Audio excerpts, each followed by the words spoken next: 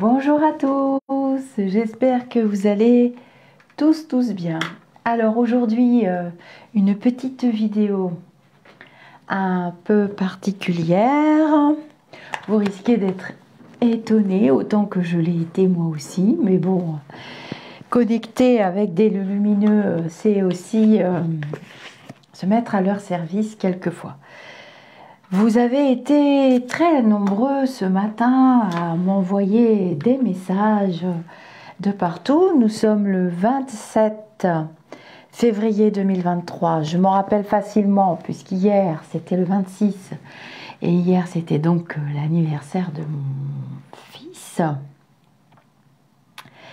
Et aujourd'hui nous avons appris le décès de Christophe Jacob. Christophe Jacob, avec lequel j'avais négocié un instant de lecture que je n'ai jamais fait pour toutes les raisons que la plupart des personnes qui sont sur YouTube connaissent aujourd'hui. Donc Christophe Jacob était né le 29 août 67. Je vous lis le résumé et je vais vous parler de ses livres après parce qu'il en a écrit beaucoup. Donc moi, je suis de la même génération et j'ai connu l'écrivain, j'ai connu l'homme qu'il était avant. Ce qu'on a un petit peu vu sur les réseaux sociaux dernièrement et qui personnellement m'avait désolée par rapport à l'homme qu'il était. Voilà, c'est un médium atypique, possédant une formation scientifique, cursus de psychologie et qui tente de lier deux mondes opposés que la science et l'ésotérisme sont. Forme, deux mondes opposés, mais bon, il n'y a qu'un seul monde, on peut dire que c'est l'univers.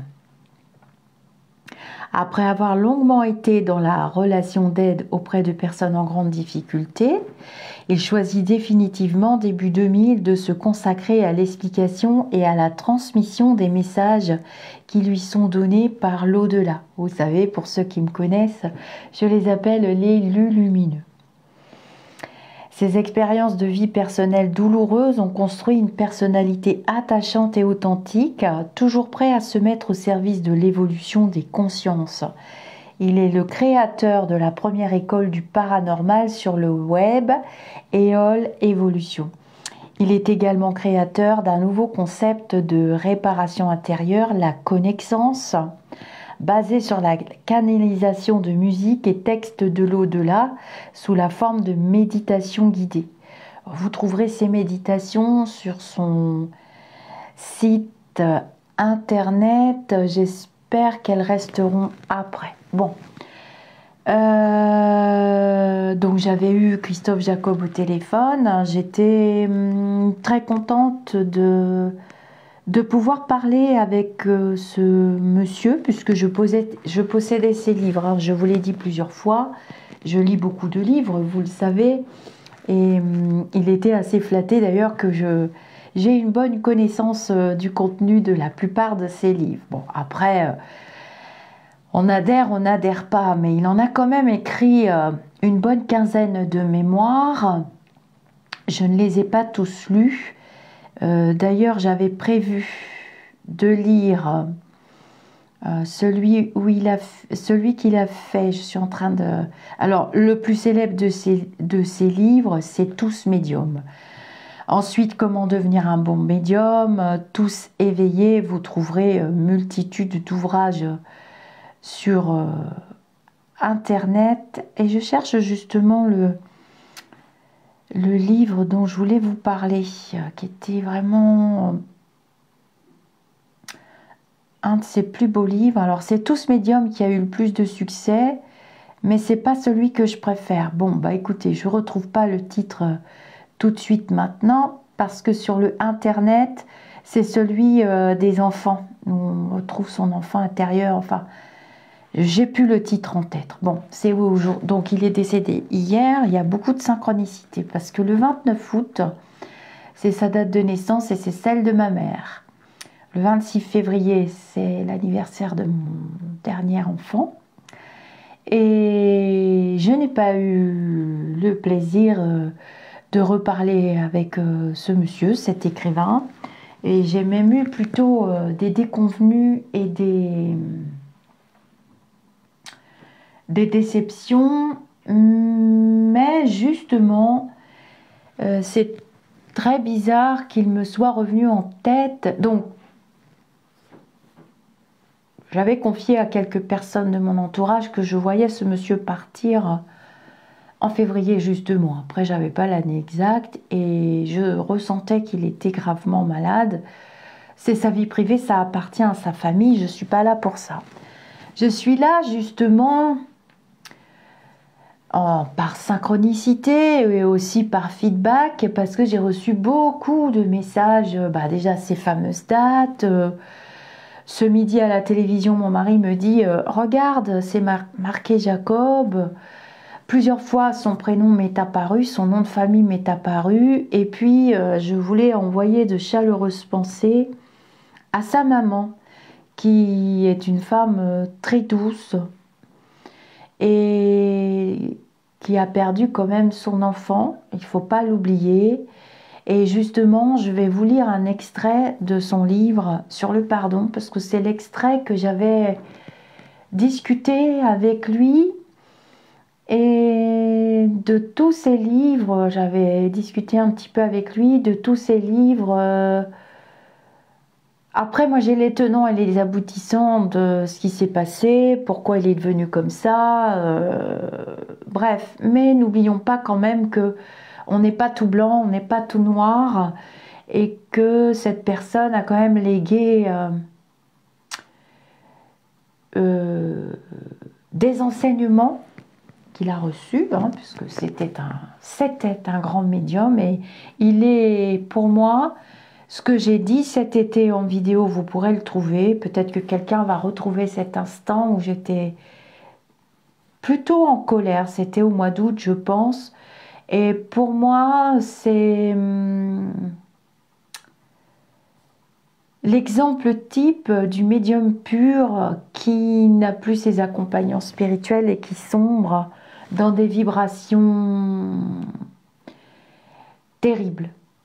Terribles. Et justement, on m'a demandé, mes lumineux m'ont demandé de faire cet instant de lecture sur le pardon, pour pouvoir voir et discuter ensemble. Puisque on n'est pas blanc, on n'est pas noir. J'en ai un petit peu assez de ce monde binaire. On est tous venus vivre des expériences. Nous sommes tous des êtres incarnés.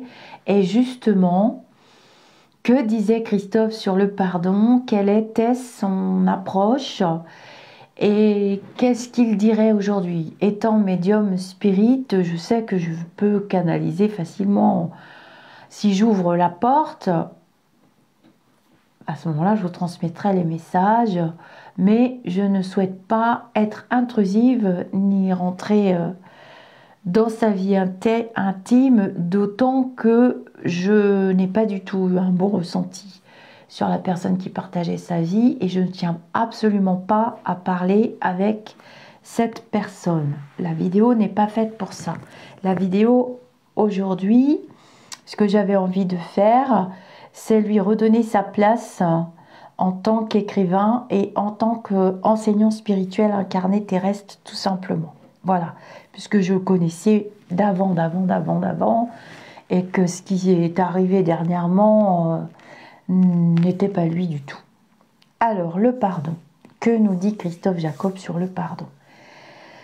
Il nous dit: c'est un terme qui paraît curieux dans un manuel de développement de l'intuition. Car peut-on apprendre à pardonner? Et surtout, en quoi cela présente-t-il un intérêt pour le sujet principal du livre? J'ai plusieurs raisons qui m'ont poussé à écrire ce chapitre. La première est que le consultant est très souvent confronté à cette pratique judéo-chrétienne, mais pas seulement, qui est vécue parfois comme un véritable enfer de questionnement. Pour certains, cela les plombe depuis des années. Tout le monde a été confronté à cette question.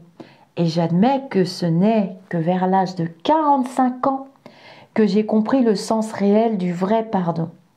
Si je vous en parle ici, c'est peut-être avec l'espoir que d'une part, vous comprendrez ma perception de cette notion ampoulée et qui sait que vous pourrez la transmettre et soulager à votre tour les personnes que vous rencontrerez dans l'exercice de la pratique médiumnique. Là, vous voyez,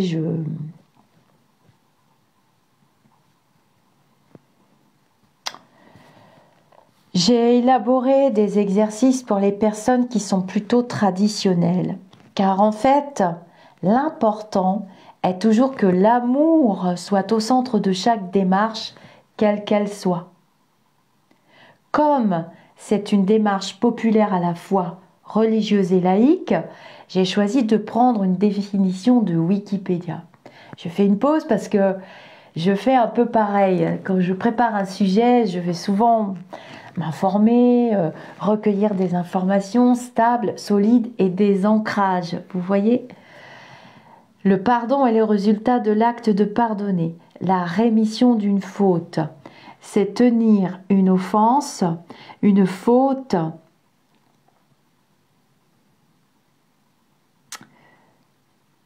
Alors, c'est marrant, la page vient de se tourner. Alors, j'arrive. Hein. Je suis à Wikipédia. Oh, c'est drôle parce que la liseuse s'est mise à... Je ressens une présence, hein, donc je peux pas vous promettre que c'est lui, mais j'ai chaud là, ça commence à chauffer, c'est mieux parce que c'était glacial et je pense qu'il est pas... Je pense qu'il est dans le chagrin, c'est compliqué là le départ. Il est encore sur le plan terrestre. Alors, je recommence.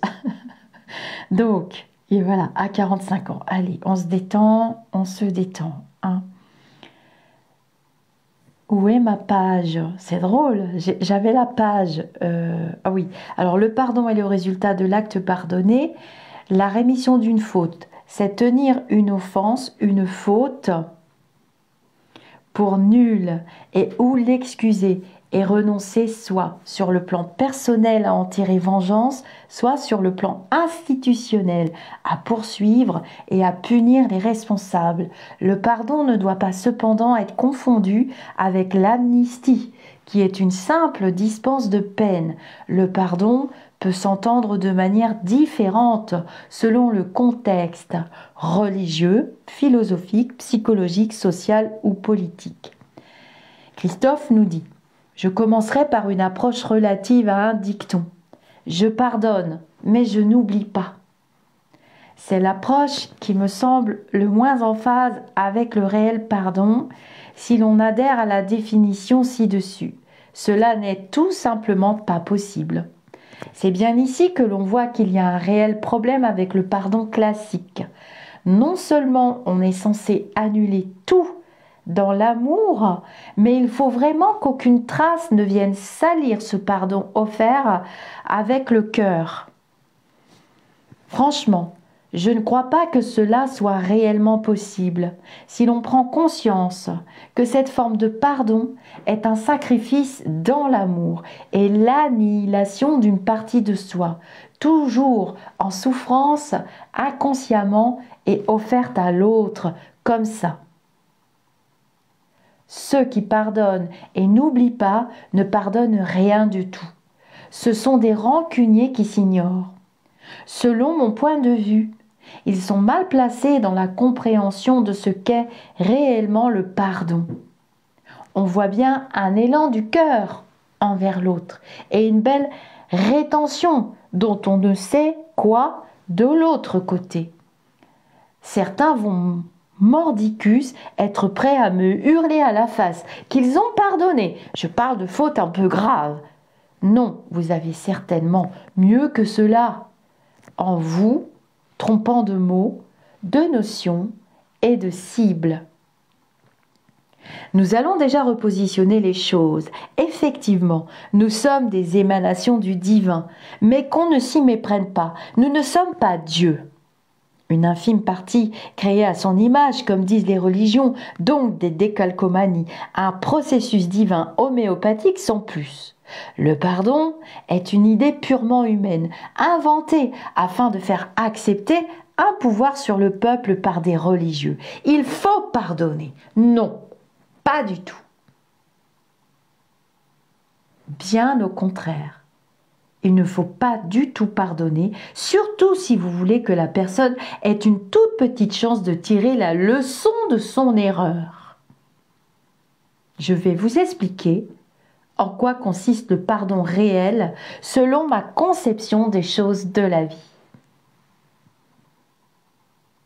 Pardonner, c'est comprendre que la faute de l'autre est de sa responsabilité et non de la vôtre.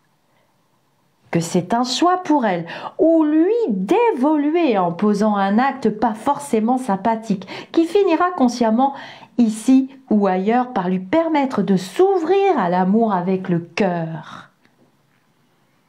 Pardonner, c'est aussi amener l'autre à une réflexion et vers son propre pardon. Qui peut pardonner réellement? Dieu? Le Big Boss a cette option divine, effectivement, mais moi, qui suis-je pour croire que j'ai ce pouvoir en moi? Comment est-il possible que je pardonne à celui qui a abusé de moi enfant? C'est son problème. J'ai déjà eu assez de mal à sortir de ce cauchemar. Ce n'est pas pour me mêler de ses affaires divines. J'ai été un outil de développement de sa confiance, et tant mieux, mais qu'il ne me demande pas de lui donner quelque chose qui n'est pas de l'ordre de mes compétences. J'ai vécu beaucoup d'atrocités dans ma vie, comme ce beau-père qui a abusé de ma fille, que j'ai fait condamner à de la prison et qui s'est suicidé par la suite. Vous croyez que lorsqu'il a tenté de m'incorporer une nuit en me demandant là où il était avec force et violence, je lui ai envoyé de la lumière comme certains se glorifient de le faire? Je l'ai renvoyé bien loin de son univers, afin qu'il comprenne tout ce qu'il avait détruit, avec l'aval de mon ex-femme. Il a crucifié un père et la relation à ses enfants, et tellement plus encore. J'ai bien compris que la seule chose que je pouvais faire après un long travail sur moi était d'accepter d'avoir été une victime pour aider l'autre.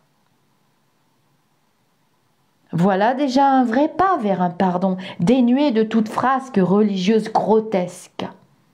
Mon pardon à moi, c'est l'acceptation de ce chemin de vie qui m'a semblé si atroce pendant tellement d'années.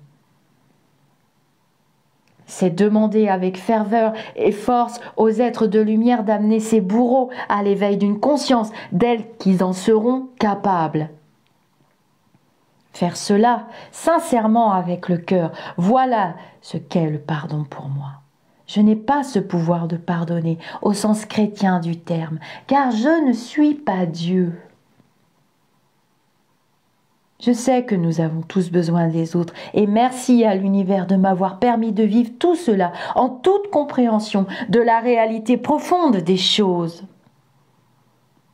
Non seulement je ne veux pas oublier, car c'est très important de pouvoir transmettre une mémoire de souffrance résiliente dans l'amour avec la compréhension de la mise en place d'un schéma victime-bourreau. Mais si vous me demandez si j'aime ces personnes qui m'ont fait souffrir, je vous répondrai très clairement, j'y travaille. Je ne suis qu'un homme et j'aspire avec ferveur à connaître en mon cœur un accueil d'amour inconditionnel pour tous les êtres en souffrance. Lorsque nous pardonnons réellement, nous nous pardonnons à nous-mêmes dans un premier temps. Et c'est bien souvent cela que l'on confond avec le pardon. J'accepte ma blessure. Elle ne peut venir que de moi et de moi uniquement. Une personne blessée doit apprendre à s'aimer à nouveau, mais non par l'acceptation d'un pardon, par exemple inconditionnel et chrétien envers son agresseur, qui est parfois dénué de conscience et de respect des deux parties. Au contraire, on doit comprendre qu'il a sa part de responsabilité et nous la nôtre. Voilà tout.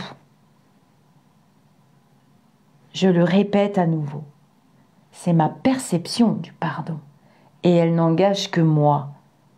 J'ai mis des années de réflexion à comprendre le pardon de la sorte et je ne laisserai personne me dire comment penser ce pardon.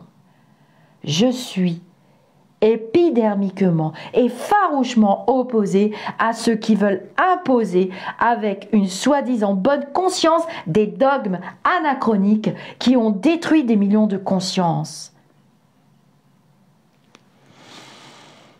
Je pense qu'il était important d'apporter un regard différent, de proposer et non d'imposer quoi que ce soit. Voilà qui est fait. Alors dans ce livre, il propose des exercices. Donc là, il propose un exercice. Je suis désolée parce que... Bref. Donc c'est un exercice du pardon version Christophe Jacob. Quand je vous ai dit que je connaissais cet homme avant, je ne m'étais pas trompée. Pour moi, il y a un avant Christophe Jacob et il y a quelque chose qui a une énergie. Il y a une énergie qui a changé. De toute façon, si vous passez sur cette vidéo, vous ressentirez sa présence. Je ne vais pas vous mentir, hein, c'est pas la peine. Et j'ai très chaud là. Alors, voyons l'exercice. J'ai déjà lu cet ouvrage plusieurs fois. Je commence par vous proposer un exercice inédit et s'en suivront 2 autres plus. Alors, il sourit, il a un grand sourire. Il a besoin de faire la paix, d'être en paix. Donc, j'irai à l'église tout à l'heure. Il aura une bougie quand même par rapport à tout ce travail fabuleux quand même. Tout travail mérite salaire. Et vous savez que la banque spirituelle, il est importante que quand on repart de l'autre côté, elle soit pleine à craquer. C'est pas la banque terrestre qui compte. Je commence par vous proposer un exercice inédit et s'en suivront 2 autres plus classiques. Comme je le disais si avant, le pardon est dans un premier temps un acte de prise de conscience de l'acceptation d'une souffrance dont l'origine est à l'extérieur de soi. C'est ce qui s'est passé cet été me concernant. Il existe donc 4 phases dans mon approche du pardon. J'accepte le fait que pour les 2 parties, l'expérience de souffrance possède une utilité en termes d'évolution de conscience. Dans les meilleurs cas, nous ne connaissons qu'une infime partie de la causalité karmique de cette souffrance. En effet, subir un viol enfant reste insupportable. Mais qui sait si je n'ai pas moi aussi commis cette faute grave antérieurement ? Et le violeur n'a-t-il pas une âme en évolution qui peut être été encore pire auparavant? N'est-il pas là aussi une chance pour lui d'avancer? On ne peut juger l'acte en soi, car tout a ses raisons dans l'univers, même si certains sont horrifiés lorsque je parle de la sorte. En tant que victime, je pense être assez bien placée pour dire ce que je pense. Dans cette forme de pardon, on a de la colère, on a le droit de l'exprimer. C'est tout l'inverse du pardon classique. La seconde phase est celle de l'imploration des êtres de lumière, leur demander de permettre au bourreau de comprendre et d'accepter à son tour le caractère dramatique de son geste et l'effet qu'il a produit en dommages collatéraux. Il faut le faire avec le cœur, sincèrement. La troisième phase est celle de demander que la splendeur de ces êtres de lumière inonde notre cœur, nous réconforte, pense nos blessures.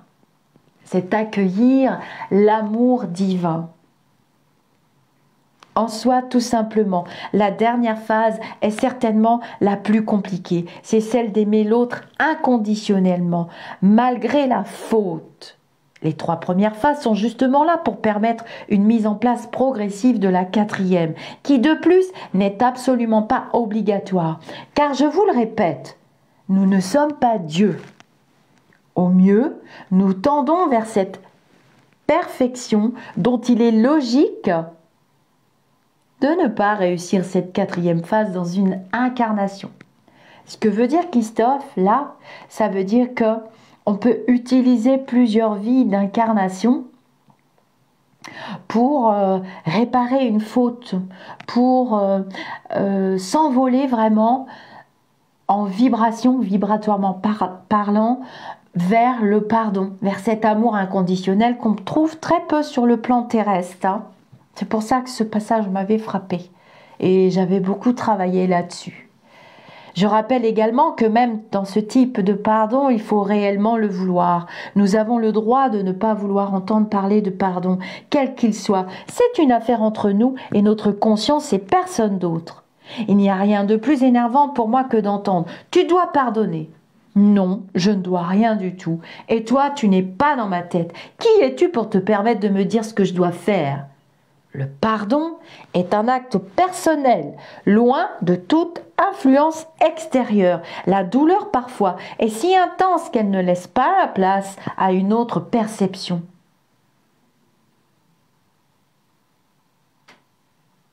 Vous voyez ? Il parle du corps émotionnel, il parle de la douleur.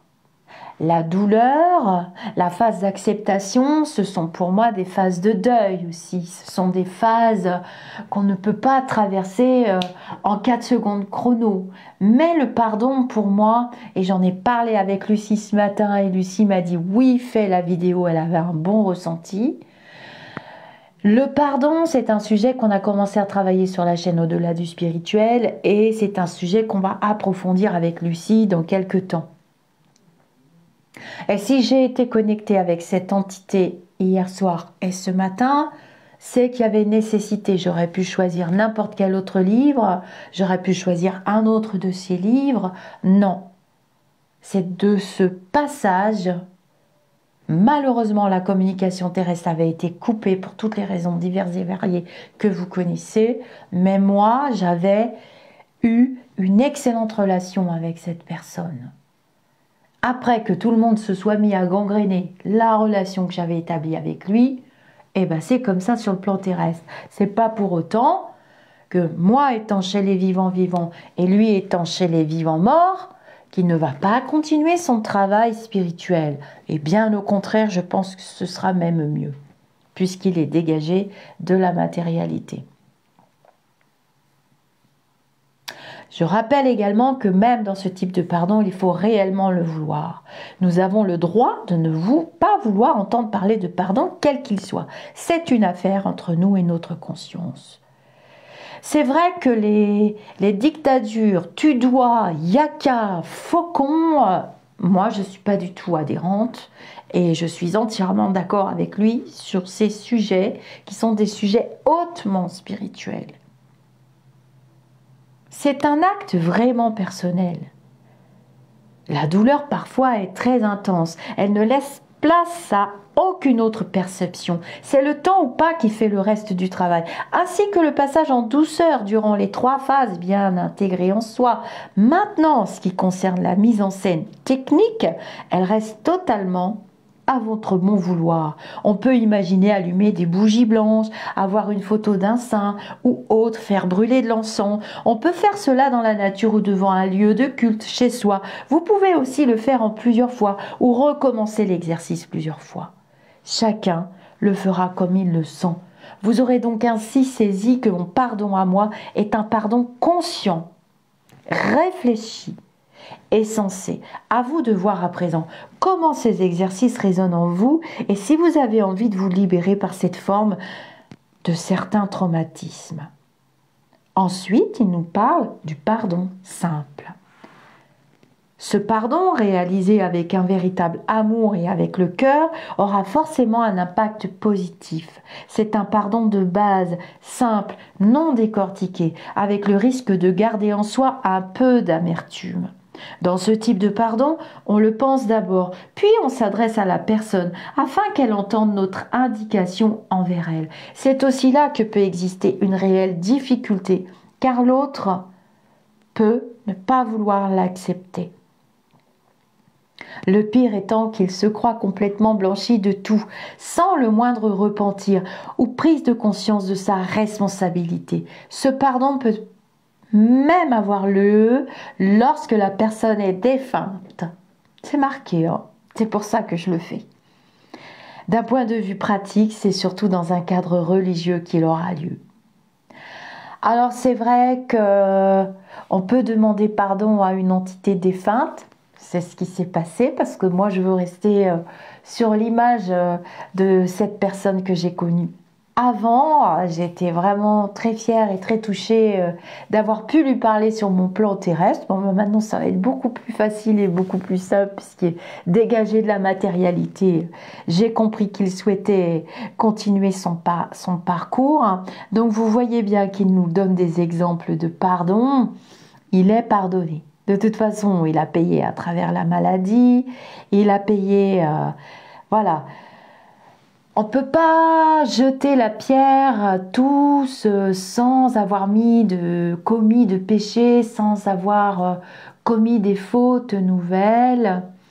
Nous-mêmes et nouvelles, on commet tous les jours des fautes, on commet toujours. L'important, c'est d'être bien avec soi-même et comme il le dit, pardonner, ce n'est pas une obligation. Seulement le pardon, pour moi, c'est une des vibrations les plus élevées.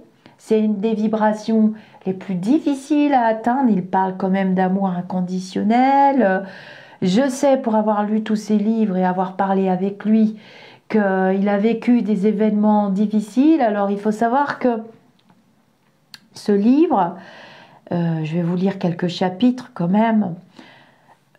Ce livre, Comment devenir un bon médium. Tiens, j'avais acheté ce livre, j'avais acheté pas mal de ses bouquins, Christophe. Forcément, étant donné que je le suis moi-même, comme lui il était médium pur, ça n'a pas répondu à des questions. Je pense qu'il aurait pu écrire un livre pour les médiums initiés. Il n'a pas dû avoir le temps sur le plan terrestre. Il aurait pu écrire un livre pour les médiums initiés, mais d'après ce que j'ai compris en canalisation, il n'a pas dit son dernier mot. C'est peut-être des médiums encore incarnés qui vont pouvoir écrire le livre qu'il était en train de cogiter parce que j'ai compris qu'il avait laissé. En fait, je sais pas, j'ai l'impression qu'il était devenu borderline, borderlick, border wall, border je sais pas quoi. Il rigole beaucoup d'ailleurs, par moments il pleure, il rit, il pleure. C'est gens qui rient, gens qui pleurent. Il n'est pas tout à fait détaché, ses obsèques ont lieu bientôt. Je pourrais pas m'y rendre parce que c'est trop loin. Puis je veux pas déranger la famille, c'est quand même intime.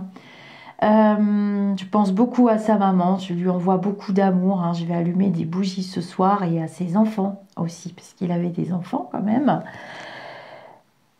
Voilà, ce livre, bon, pour des médiums débutants ou des personnes qui se posent des questions sur la spiritualité, la médiumnité, il a fait beaucoup de conférences aussi, vous pourrez retrouver sur internet, il a eu des interviews télé et tout. Bon, ça m'a pas apporté. Mais vraiment, ce passage sur le pardon,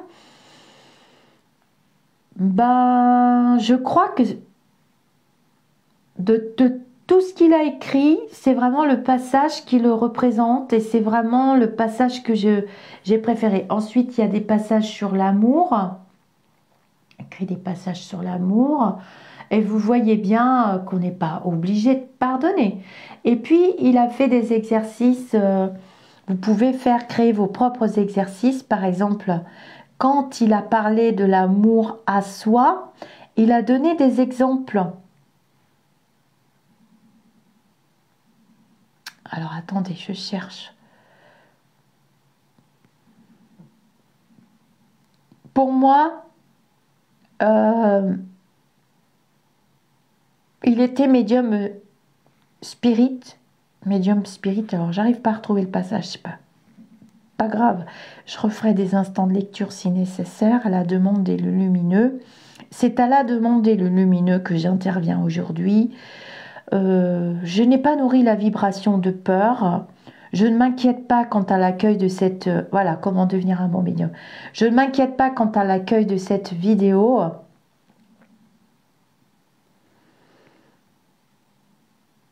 Mais... ah voilà, qu'est-ce qu'un bon médium? Vous voyez le livre commence, voilà, bah, médium spirit, voyant, chalenine, chaman, tous ces termes vous interpellent certainement. Alors c'est très bizarre parce que depuis quelques jours, je pense que il a dû faire pas mal de voyages astrales parce que je ressentais sa présence et j'en parlais à mon mari. C'est ces 5 derniers jours, hein, donc ça a commencé la semaine dernière, comme si une force m'arrêtait, j'avais du mal à marcher. Et je m'intéresse beaucoup au chamanisme, c'est pas du tout dans mes habitudes dernièrement. Et vous voyez que c'est écrit dans le livre, hein. Tous ces termes vous interpellent. Et pour certains, il est impossible de les différencier. Nous sommes dans une époque d'évolution spirituelle qui, malgré les apparences, surtout en France, connaît un développement important. Une sorte de nouvelle mutation issue d'un mal-être social est palpable. Beaucoup de personnes me consultant depuis quelques années, que ce soit pour des médiumnités, pour un coaching spirituel, expriment un sincère désir de comprendre leur vie intérieure, celle que l'on ne nous enseigne pas à l'école ou très mal, comme par le biais de dogmes religieux qui nous assomment depuis des siècles. Ça, je vous en parle beaucoup dans mes vidéos diététique spirituelle et élégance spirituelle et au fil du spirituel avec le maître Omram Mikhaël Ivanov que je canalise. Souvent il est un peu en repos là, donc j'en ai pas fait des vidéos, mais vous voyez, il parlait vraiment de sortir des dogmes. De toute façon, il avait effacé sur sa chaîne YouTube toutes les vilaines vidéos qu'il avait fait, donc je pense qu'il était déjà retourné dans sa démarche spirituelle et retourné dans l'être spirituel qu'il est, et il avait tout supprimé. De toute façon, il avait tout supprimé. Bon, après, il était libre, comme il le dit, de demander pardon ou pas de demander pardon. Moi, je suis quand même un dommage collatéral, et bien entendu qu'il est pardonné. Le médium aujourd'hui est un homme ou une femme capable de percevoir une dimension parallèle à la nôtre et surtout de capter les messages de ses intervenants lumineux. À ce stade de développement, nous parlons d'un sujet qui semble assez subjectif. Pourquoi? Parce que la science commence à perdre pied devant les... Ah bah il s'en va, il a plus d'énergie, puis moi j'en ai pas tellement. Bon, il reviendra, on reparlera, on refera des vidéos, vous inquiétez pas. Parce que la science commence à perdre pied devant les récentes découvertes en physique quantique, notamment de nouveaux paradigmes qui tentent de prouver l'existence du phénomène médium ainsi que ses dimensions parallèles. Pour cette raison, que je vous demanderai d'oublier tout ce que l'on vous a enseigné à l'école pendant la lecture de ce livre. C'est l'un des premiers engagements conscients de votre bonne volonté que je sollicite chez vous, celui de tester tous les exercices de ce livre avec la naïveté d'un enfant. C'est vrai qu'il parlait souvent de l'enfant intérieur, hein. Bah, c'était un grand enfant de toute façon, même à l'âge qu'il avait, mais moi je suis pareil, hein. Quand on est dans des vibrations spirituelles, on est un grand enfant. Donc vous voyez, après le livre il est ponctué de petits exercices,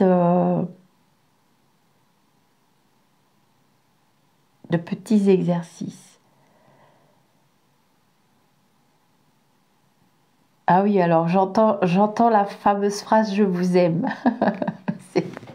C'est pour vous tous. Bon, on recanalisera et puis quand il aura fait son aller-retour, s'il veut, s'il est d'accord, il contactera les médiums terrestres. Pas forcément moi, hein, j'y tiens pas parce que je ne suis pas du tout spécialisée dans ce genre de contact. Et pour tout vous dire, ça me prend beaucoup d'énergie dans mon corps physique. Voilà. Un dernier point important, avant de passer au premier test, oubliez vos idées ou préjugés concernant la médiumnité, car c'est bien par vous-même que vous allez savoir ce qui vous convient ou correspond pour développer vos facultés. Par exemple, pour réaliser une séance de médiumnité, certains professionnels vont vous dire qu'il est nécessaire d'allumer une bougie et de faire brûler de l'encens, sans quoi les défunts ne viennent pas. C'est grotesque, bah, c'est exactement ce que je viens de vous dire. Les défunts savent très bien qu'ils vont être sollicités et s'ils ne viennent pas, c'est soit qu'ils ne le peuvent pas, soit qu'ils n'en ont pas envie tout simplement. Mais là pour l'instant il est encore très fatigué, donc on peut dire qu'il est en régénération. Bah, il salue tout le monde mais il n'a pas les énergies nécessaires et je n'ai pas les énergies nécessaires. Mais j'avais négocié cet instant de lecture que je n'avais pas fait. Et j'attendais le moment, hein. Je disais souvent à mon mari c'est bizarre, bon, et puis mon mari c'est vrai qu'il regardait les vidéos de temps en temps d'avant, d'avant, enfin du début là, enfin, oui, de 2000, pendant le confinement, certaines vidéos, et il aimait bien sa personnalité. Voilà, vous voyez, si les défunts savent très bien qu'ils vont être sollicités, et s'ils ne viennent pas, c'est soit qu'ils peuvent pas, soit qu'ils n'en ont pas envie, tout simplement. Ainsi, ces rituels mystiques entretiennent une image sulfureuse du médium que je vous invite à combattre. Bah oui, bon bah, ça avait dérapé le concernant, et c'est vrai qu'en tant que représentant, hein, qu'il était médium pur, à canalisation, ben... Bon, il a tout supprimé, donc on peut lui pardonner parce que ça donnait vraiment pas une image super sympa. Ne vous inquiétez pas, je vous propose de nombreux conseils dans ce manuel pour vous guider. Nous sommes passés dans une nouvelle ère et je vous emmène avec moi. Voilà, je voulais lui rendre hommage juste de cette manière. Je vais éteindre ma liseuse, ça y est, j'ai froid. Donc je vais claquer des dents, je vais couper la caméra. Et c'est ma vidéo, c'est mon hommage, c'est ma façon aussi à moi de rester dans des belles vibrations. J'ai le droit de pardonner à qui je veux, je fais ce que je veux, je ne trahis personne, je n'aime pas les termes terrestres, retourner sa veste, mais on est en évolution, on évolue. Le principe, c'est justement de rebondir sur des échecs, d'en faire une force. À force d'avoir des échecs, et ben finalement, on finit toujours par réussir. Hein. Il n'y a que ceux qui font rien qui se trompent jamais. Retourner sa veste, les gens qui sont dans des états d'esprit bloqués, qui vous disent « je changerai jamais », ben c'est bien dommage parce que tu vas utiliser ta vie et ce sera une vie Kleenex. J'appelle ça les vies Kleenex. Ta vie n'aura servi à rien puisque tu es là pour être en évolution. Donc être en évolution aussi, c'est cultiver certaines vibrations. Donc je ne retourne pas ma veste. J'ai toujours dit que j'avais connu cet écrivain. J'ai eu la chance de pouvoir parler avec lui et même, je peux dire, l'honneur de pouvoir parler avec lui. J'aime qui je veux. Je lis ce que je veux. C'est le principe de la liberté et c'est le principe de ne pas être enfermé dans un dogme et de ne pas... Il y a le besoin et il y a l'envie. Moi, je distingue bien le besoin et l'envie. Sauf que là, j'avais et envie, puisque j'en avais parlé avec lui au mois de mai 2022. Et aujourd'hui, il en a besoin et j'en avais besoin et envie. Vous voyez la différence? Donc, les vidéos ont été supprimées. Peut-être qu'il a regretté. Pour l'instant, je ne peux pas communiquer très bien avec lui, mais d'autres médiums arriveront à le faire bien mieux que moi. Je l'espère. Et en tout cas, s'il vous dit « je vous aime », c'est qu'il est encore présent.